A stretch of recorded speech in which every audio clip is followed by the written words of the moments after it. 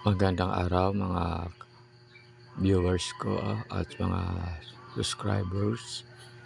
God bless to everyone. Dalangin ko po na sana nasa mabuti kayong kalagayan at wala pong mga sakit in Jesus name. At ngayon po mayroon naman po akong tiningnan sa aking tawas sa tubig kung sino yung mga senatorial na manalo ngayong 2025. Ang aking pong napabasa dito, lumabas po sila ni Binhor Abalos at saka si Manny Pacquiao. Si Manny Pacquiao yan ay matulungin,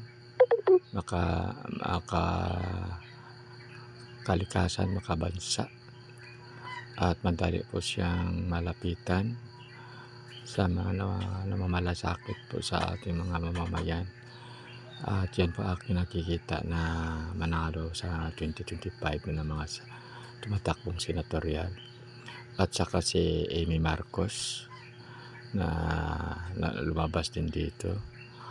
At saka si Ping Lacson. Yan mga talagang yan ang kailangan ng mga kasama po ng ating mahal na Pangulong BBM.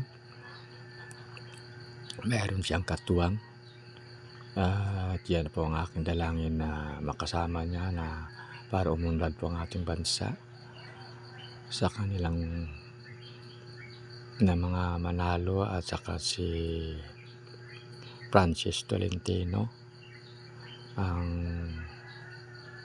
at saka sino tong isa, si Marcolita.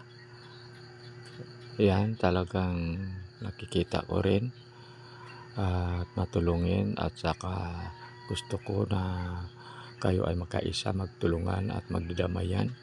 Magmamalasakit po tayo sa bawat isa, magkaisa po tayo sa ating hangarin na para makatulong po tayo sa ating mamamayan at sa ating bansa.